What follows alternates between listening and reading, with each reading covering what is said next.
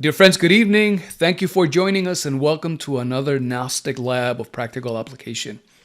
Tonight, we're going to practice with the mantra Gate. There is a story behind this mantra that is very peculiar. And what the traditions say is that a Zen Buddhist monk was walking through the wilderness as he was transitioning from one monastery onto the next one, looking for his teacher. As he is out in the elements, there is an unexpected blizzard that comes to take place. The situation worsens rapidly, and as that happens, the monk goes through a tremendous amount of suffering. His clothing was not adequate, his shoes were not adequate, he was cold, he was hungry. And in all of his suffering, he has a moment of enlightenment. He sits down in his meditative posture, and in a vision, Amitabha Buddha, the equivalent of the Father in the Christian tradition, appears to him. And to alleviate his suffering, he gives him the mantra Gate. The monk chants the mantra, alleviates the suffering, and is able to continue moving forward until he reaches his destination. Mantras are words of power that come to us as words, and in some other cases, phrases that have been taken from the universal language of gold. And they are known as words of power because they have a very profound effect at the psyche, within the physicality, at the intellect, at the emotion. And some people tend to believe that for mantras to be very effective, they have to be in some kind of exotic language, whether it is Sanskrit or Aramaic or whatever. But we need to know that our beautiful language is powerful, and it's beautiful enough for us to be able to utter words of power. This is why our words can bring healing to someone who is suffering, as much as they can ruin someone's day when we use the wrong words. And tonight we're going to do this practice, singing the mantra Gate. Gate means liberation. Liberation. But we're going to take a different approach when it comes to practicing this mantra. And we're going on this virtual trip where we're going to visit the lands of Kopan, in that little space between Honduras and Guatemala. Here in Kopan, we see a part of the great settlement of the Maya civilization. And if we take this map and we zoom into, as you can see at the bottom, Guatemala and Honduras, we can then see that right there, close to that border between those two countries, we find these ancient ruins. The ruins of Kopan, well, they not only are patrimony of part of the World Heritage, this is a beautiful treasure of profound knowledge. Kopan means the place of the rolled up fire. And here in Kopan we find 3 distinct pyramids. And as part of this complex, there is a specific altar. As you look into this image to the right-hand side of the screen, towards the bottom left, you can see that there is a preeminent pyramid. And in the vicinity of that pyramid, perhaps right in front of it, you may be able to see a little speck. That speck, when we zoom in, is this altar. And there are many altars segregated along the areas of Kopan, as much as there are other glyphs that have been left behind by the Maya.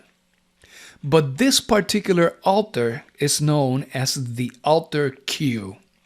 Q as in literally the letter Q of our alphabet. And this altar is of tremendous importance because it narrates a story. Immediately For those of us who are not familiar with the symbols, as we see this, well, we see that there's an engraving of 4 men who are all of them looking towards their left. And that's it. We can also see that it is very coarse stone, that it has been aggressively worn by the elements. We can also see that it is in need of perhaps some degree of maintenance. But for those with a keen eye, who can decipher the symbols and narrate their story, there is so much beauty behind this. One of those men who can understand all of these symbols and glyphs, he is an academic of Harvard University of name David Stewart.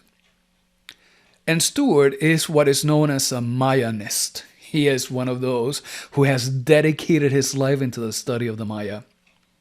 And as he looks at this altar, he comes back and he tells us about the story that has been chiseled into the stone.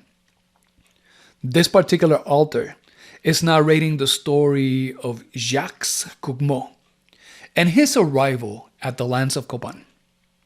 But David Stewart, being an academic, he limits the narrative to the content of the symbols.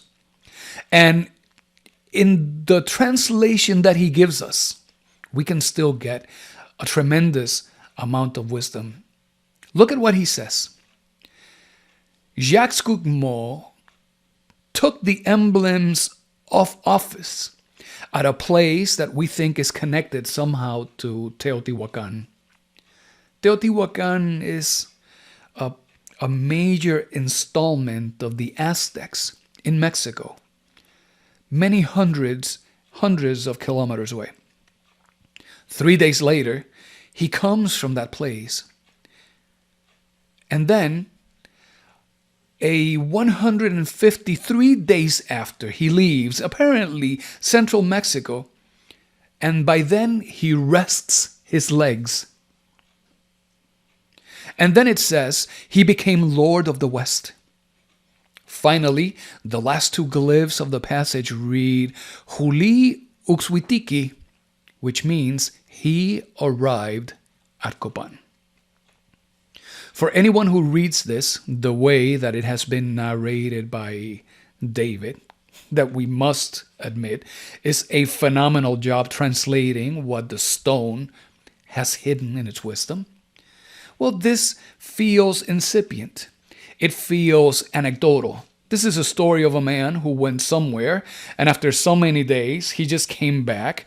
And when he came here, well, he had some title, like Lord of the West, and it says, yeah, he got here. But there is a lot more wisdom behind this. And if we apply what we have been methodically learning about the symbols, what we have been able to extract as knowledge from the chiseled stone, the story takes a completely different context. When we do that, the story looks like this.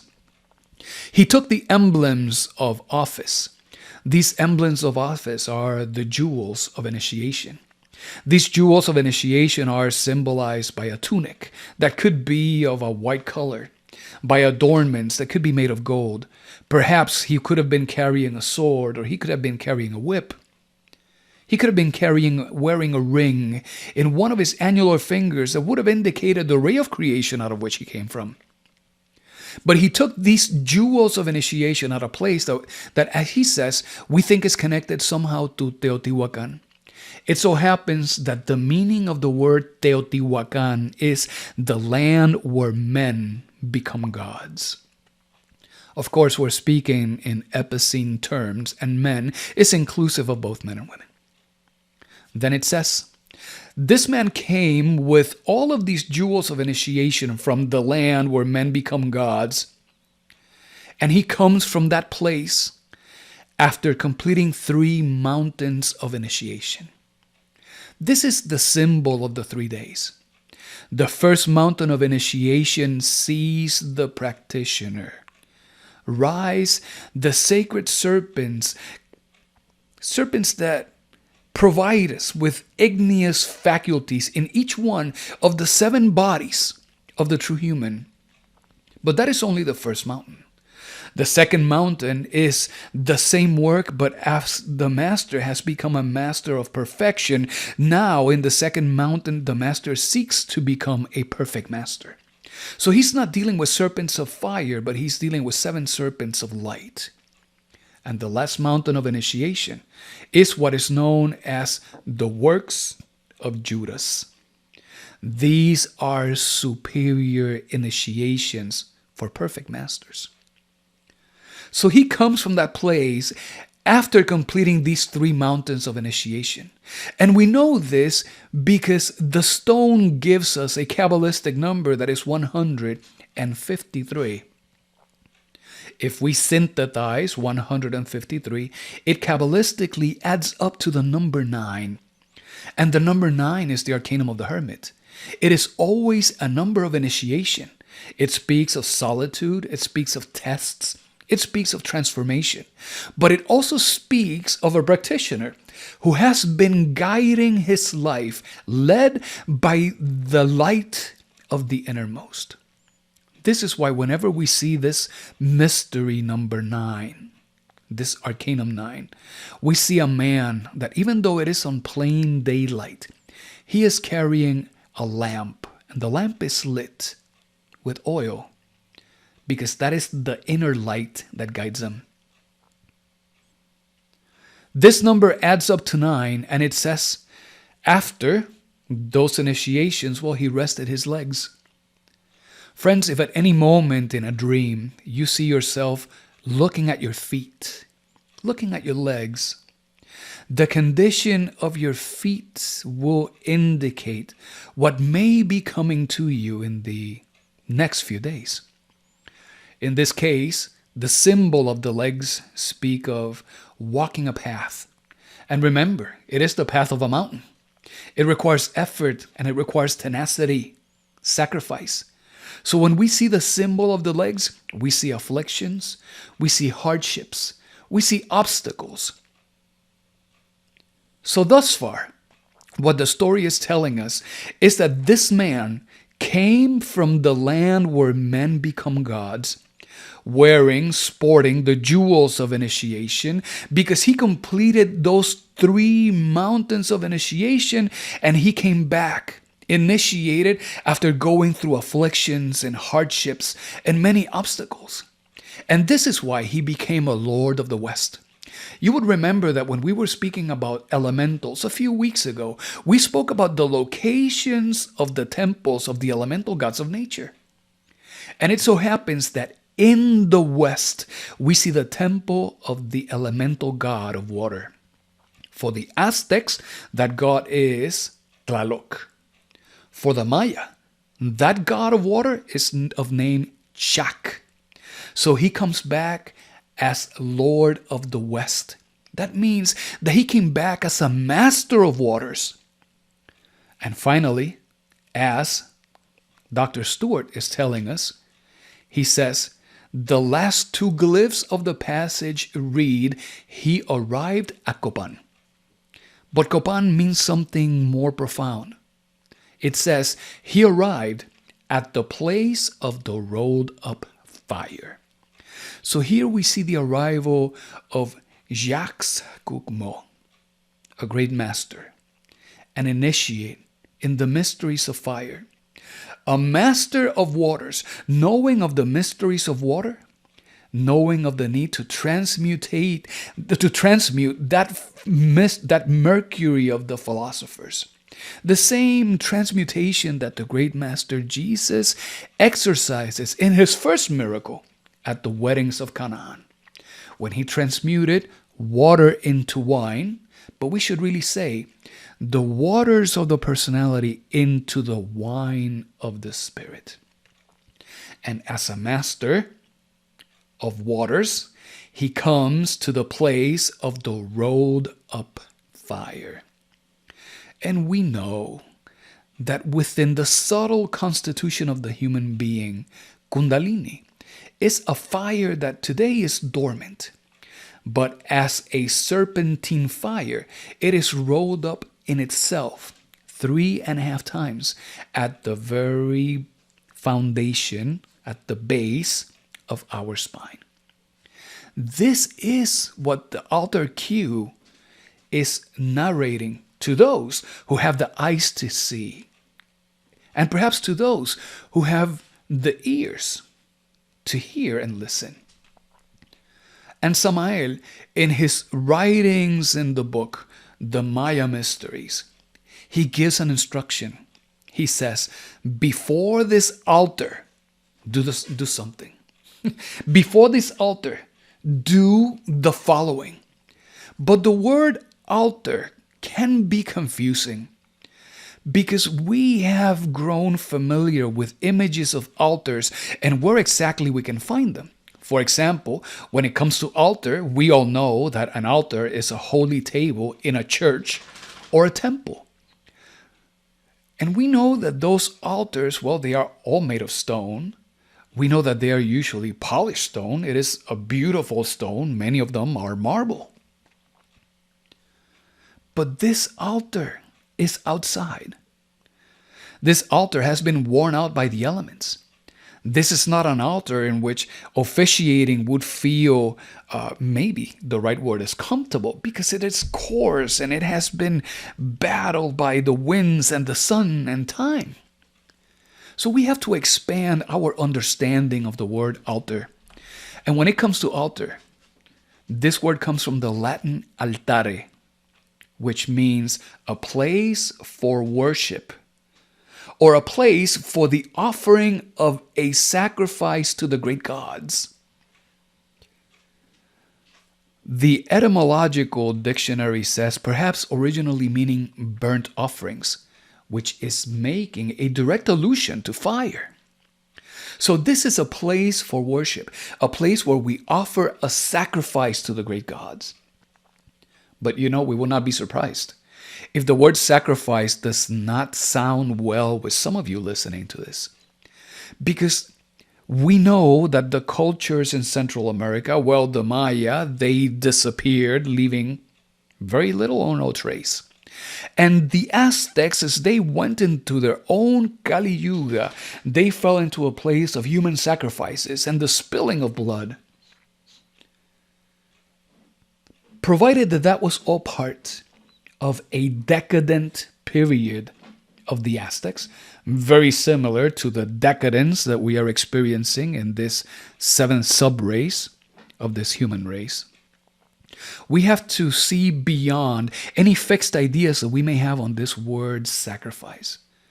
Because this has nothing to do with killing something, with harming animals, and much less with harming other people, and also not harming our body at all. This word sacrifice, well, if we strip that mental image that perhaps we may have, we know that it means to give up something. That usually involves some sacrifice because it forces you to break with some attachments. It perhaps means to do something important. Well, of course, because when you're doing something important, it requires of more effort than what we would apply to doing many other things. And that in turn is indeed a sacrifice. But sacrifice is also to offer something to God. And those of you who have partaken in many of our other lectures, well, you have already seen that the manifestations of God, even though in the Christian Bible, they are stated in terms of a singular entity that is always called God, G-O-D. Well, in the Judaic tradition, that G-O-D word is manifested or presented in many different terms. And there are specific manifestations of God in each one of the 10 spheres of the tree of life. Specific at the crown of the tree of life. That manifestation of God is known as I am that I am. That is the way that God identifies itself to Moses at the top of the mountain. In Hebrew, I am that I am is Echeye Asher Echeye. And when we descend from the crown of the tree of life to the roots of the tree, which is exactly where we find ourselves today, in this realm of substance that is known as Malkut, The name of God is Adonai, which means Lord. And between that first manifestation and this 10th one, well, there are others. It so happens that God, as God itself, his name, his manifestation is El. El means God, Eloah means goddess, and Elohim means gods and goddesses. So God, El, is the manifestation of God in the sphere of the innermost. That is the realm of our spirit. So sacrifice is to offer something to El, to our innermost, to our own Father who is in secret. And understanding this like this, now we can walk into the etymology of the word and we can see that sacrifice is made of two root words. One is sacra, which means sacred, and the other one is facere, which means to make. So sacrifice, it has nothing to do with the spilling of blood, with harming animals or people or our own selves. It goes beyond any of that into the offering of something to our own innermost. And in terms of sacrifice, sacra facere means to make something sacred. The greatest sacrifice that we can offer our innermost is to make ourselves sacred in thought, in sentiment, in action, in instinct, in willpower, in the manifestation of our sexuality. But sacrifice is also the sacred work. It is also the sacred office. When we are involved in the sacred work, well, we are indeed making ourselves sacred. Because the sacred work articulates behind three factors of the revolution of the consciousness. Where we die within, eliminating those inferior aspects. Where we see the birth of the faculties, the attributes, the virtues of the innermost manifested through us. And the last one is the work for humanity, the sacrifice, the sacred work for others. That is best done by exercising our best actions. So I guess that understanding this, when Samael is giving the instruction and he says, before this altar, do the following. When he says altar, what he is saying is, before this stone upon which we make sacred offerings of fire to the innermost. And these are sacred offerings of fire. Because you have heard us say it before many times in our lectures. When we see temptations, we need to learn to steal the fire away from that source of temptation. We need to make this energy available for our individual, particular spiritual practice. When we speak about the magic of love, this is a work of transmutation of our creative waters that seeks to awaken the fire of Kundalini in each and every one of us. It is this particular fire what ends up crystallizing superior existential bodies that in the Kabbalistic tradition, they are known as the Merkaba. Merkaba is a chariot of gold. It's a battle chariot in which the innermost officiates. So this is what we need to understand from this point forward in terms of what is an altar.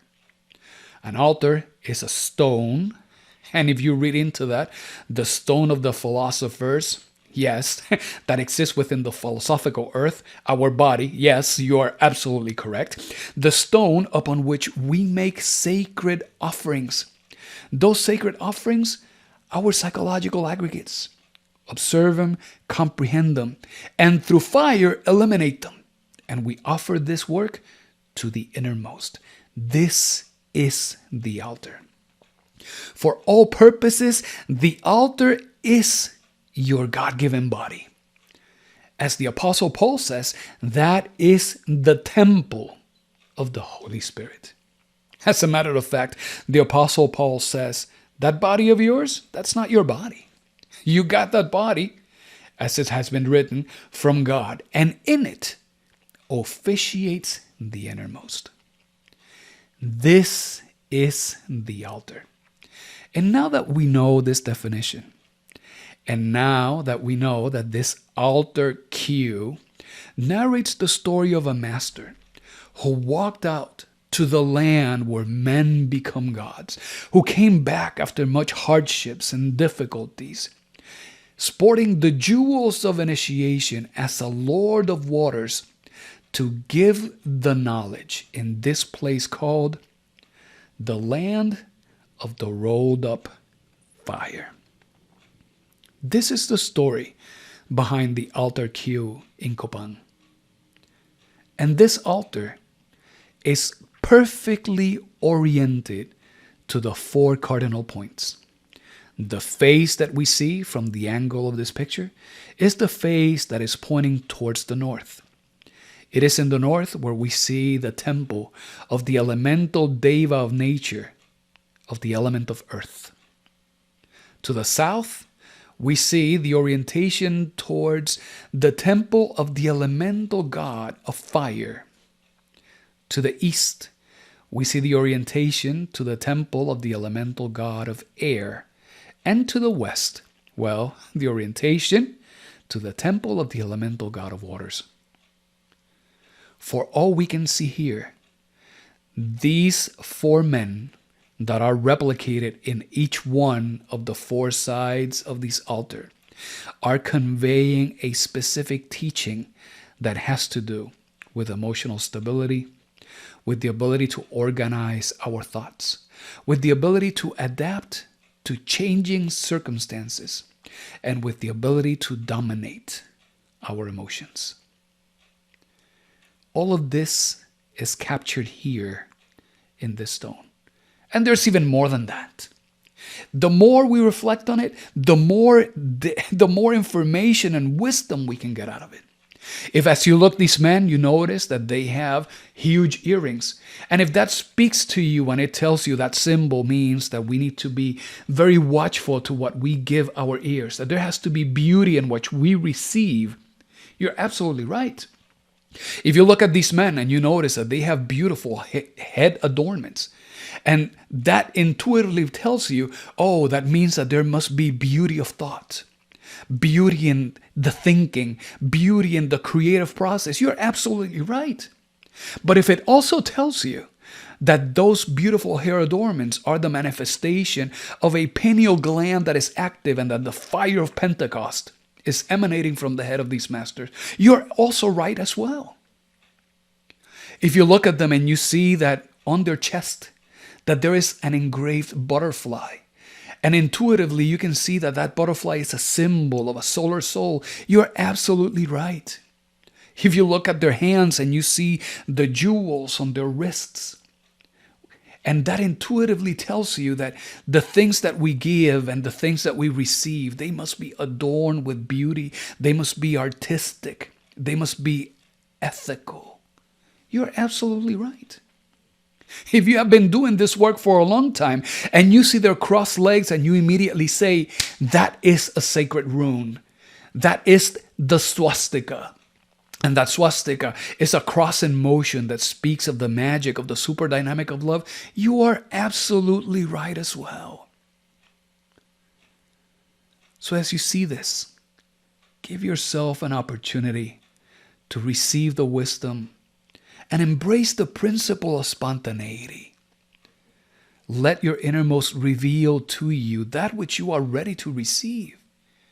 And not only that, go through the process of expressing that gratitude and that satisfaction, the joy of receiving that knowledge, and break beyond the cool and look at how is it that we can adapt this wisdom into our actions so that they become right actions, into our thoughts so that we walk into the space of right thinking, into our sentiments so that we walk into the space of the right emotions.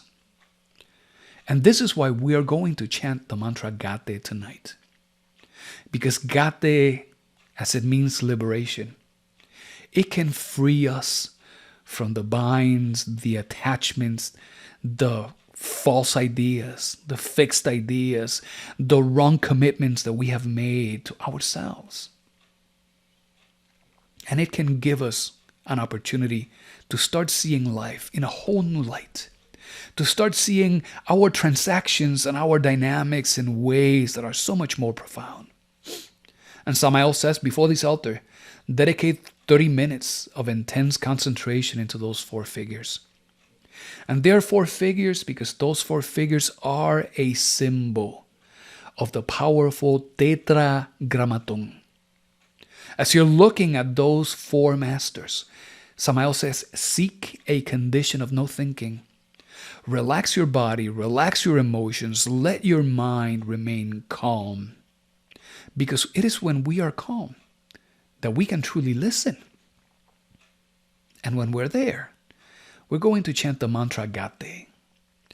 We're going to allow those vowels to resonate deep within the consciousness.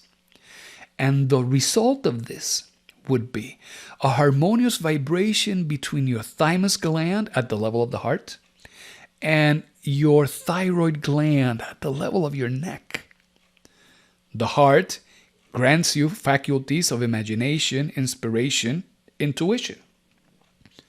The chakra, or the magnetic center of the neck, it grants you the faculty of the magical ear, so that you can hear better the words of the innermost.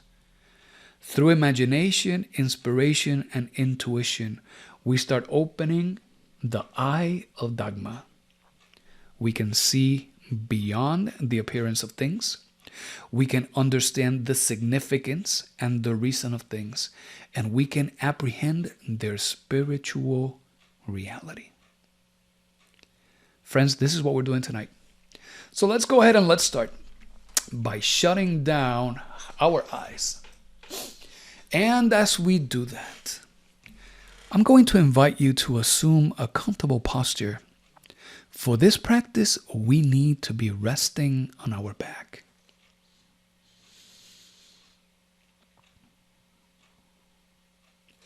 Make yourself comfortable. And in this comfortable posture, just allow your heels to come together. Relax your legs.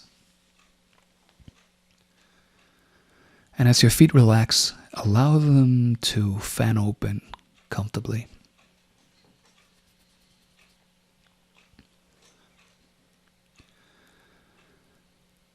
We're going to just allow our arms to run along the side of the body. And we're going to keep the elbows close to our rib cage. And we are bringing the fingertips to our chest, so that all of our 10 fingertips, or as many as you may have, that they are all resting over our heart center.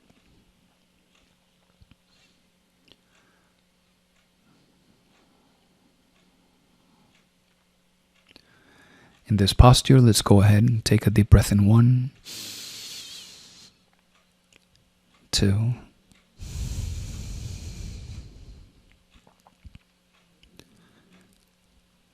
1, 2,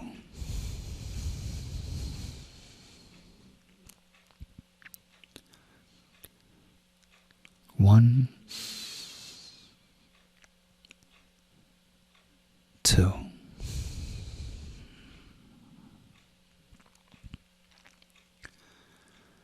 And together, let's sing the mantra Klim Krishnaya.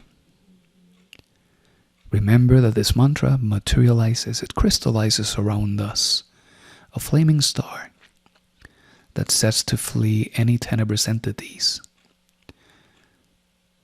that gives us some protection from inferior thoughts, inferior emotions, all those things that exist within our environment. Klim Krishnaya Govindaya Kopihana Vaya Vaya Swaha.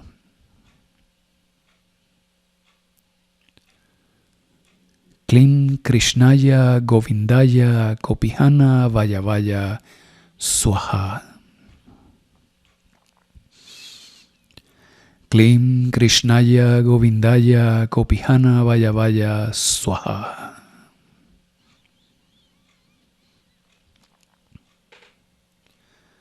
And in this state, let's make ourselves aware of what is our current emotional state.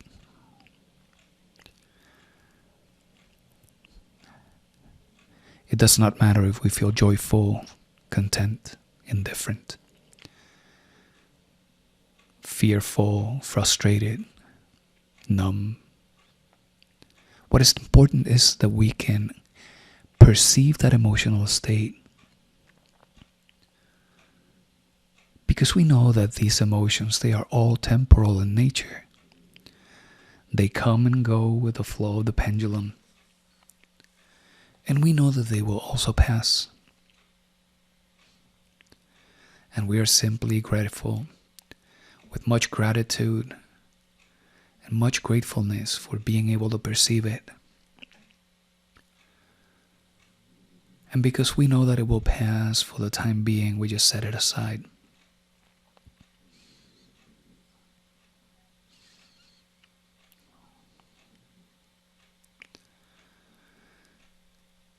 And together we say, Divine Father, Father of mine, you who are my true being, my internal God, you who are El.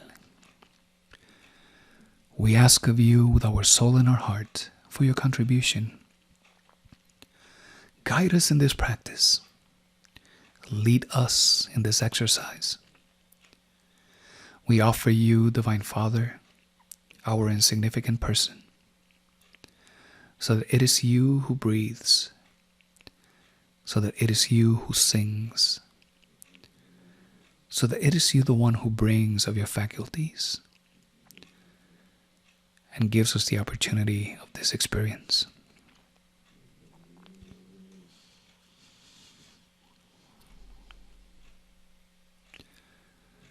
Because we are resting comfortably on our back, arms alongside the body with our elbows bent, and all of our fingertips resting on our heart center. We will bring the attention of our consciousness onto our toes. And from our toes, we slowly start bringing the attention of the consciousness upwards towards head. And thus we bring our attention to our heels, ankles, shins, calves, knees, thighs, creative organs, hips, and glutes. And all along, we simply focus on our breath.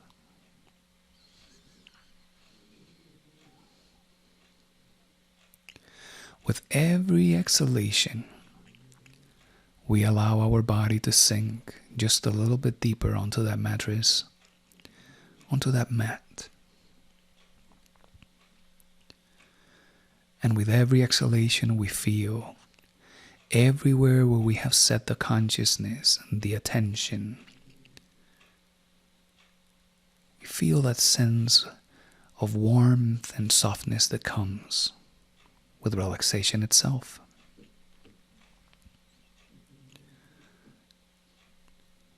And soon enough, we feel that very familiar vibration that comes with relaxation in our legs.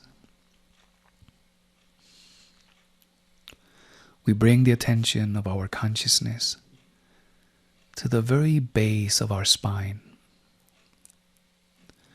And from there, we move upwards, vertebra by vertebra. And as we continue bringing that attention upwards, we immediately feel the relaxation inundating our hips, our glutes, our internal organs. We feel the relaxation of our diaphragm. And just like that, our exhalation becomes deeper and more profound.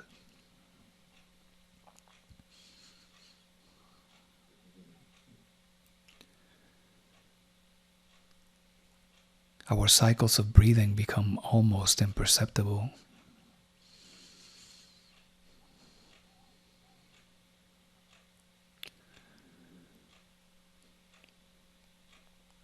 And we bring back the attention of the consciousness to the middle of our spine. And we relax our stomach, our lungs, our heart.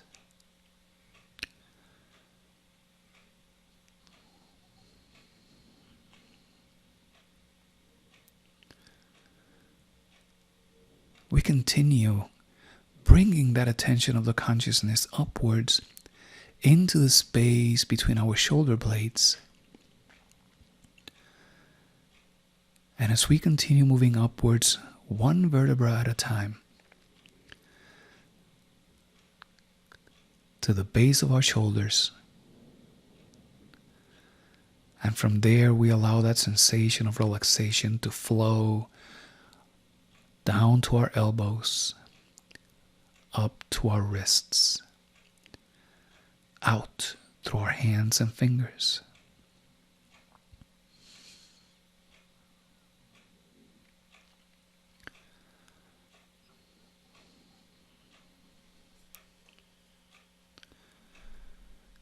Take a moment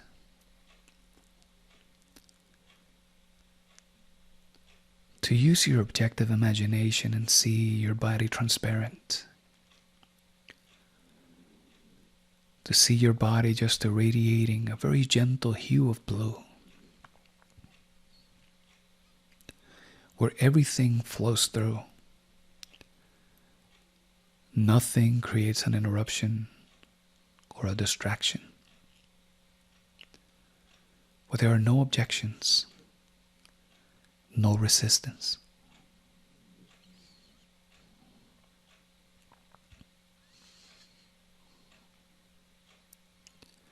And yet, because you're fully conscious of this exercise, we bring back the attention of the consciousness from the base of our neck upwards, one vertebra at a time, to the base of our skull.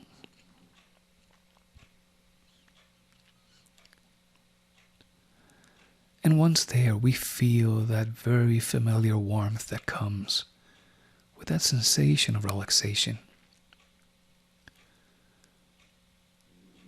So we allow that attention of the consciousness to focus itself in the space behind our ears.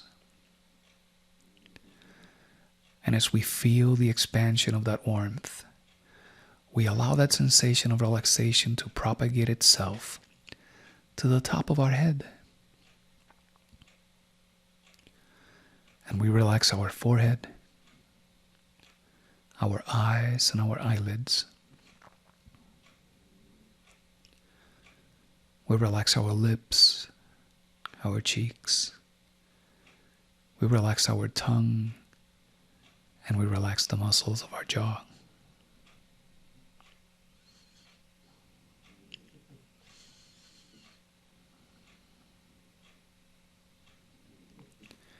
And in this deep state of relaxation, also moved by high awareness, we bring to mind that image of the altar. We allow whatever symbol stood up the most for us to remain present. And we ask for the liberation of our fixed ideas, for liberation from our binds, liberation from our old concepts. And we chant the mantra Gate. Gate.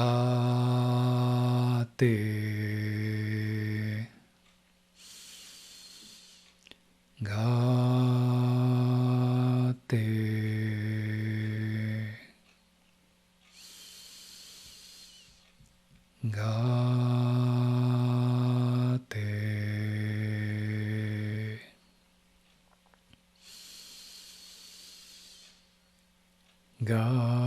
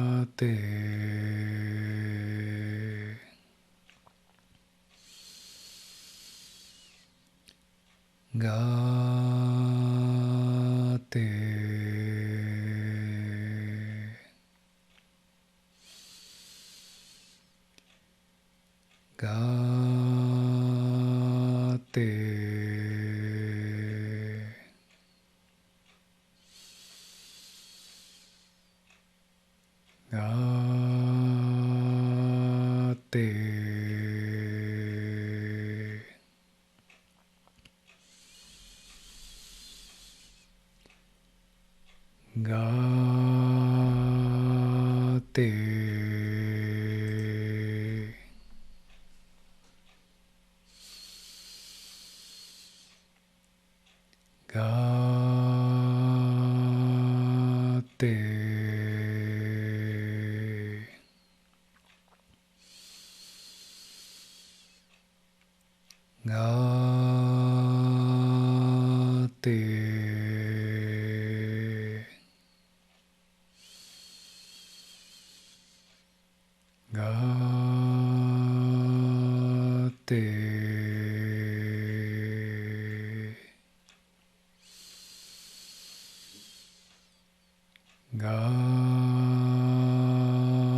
Gate.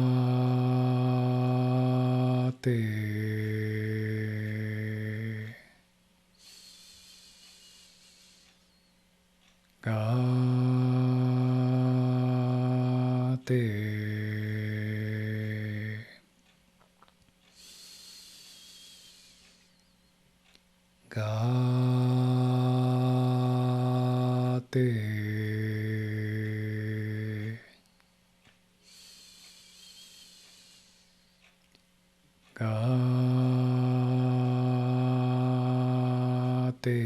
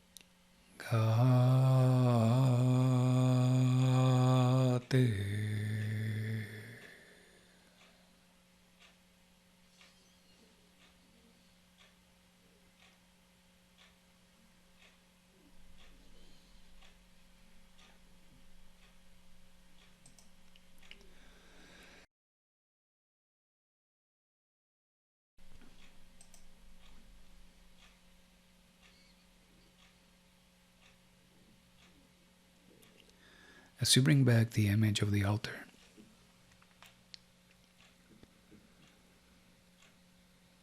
you may see it colorful.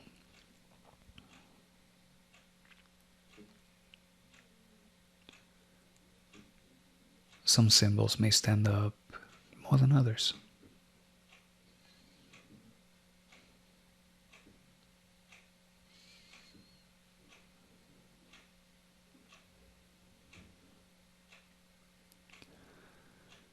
We allow these symbols to penetrate deep as profound wisdom within our consciousness.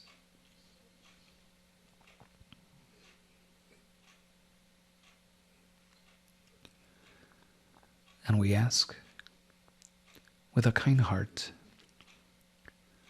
that the hidden mysteries, the hidden teachings, become revealed to us in such a way that there is no doubt that we have gotten it. That there is no doubt that the one communicating the teaching and revealing it is our Father who is in secret.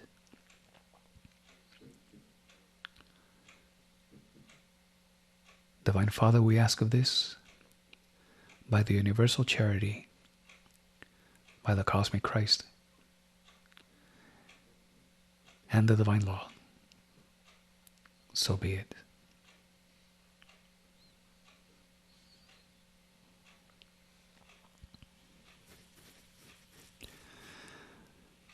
We take a deep breath in 1,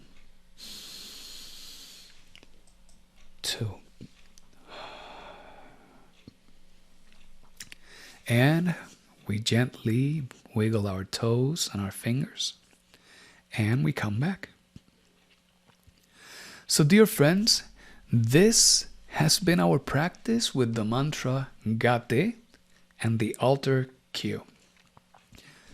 All we have left to say is today's Thursday, the year is almost over, so nothing much more than to wish you a phenomenal weekend, a beautiful Christmas if we don't see you again for the rest of the year, and to everyone, our best wishes, so that may all beings be happy. Thank you so much for being with us this evening. To everyone, have a good night.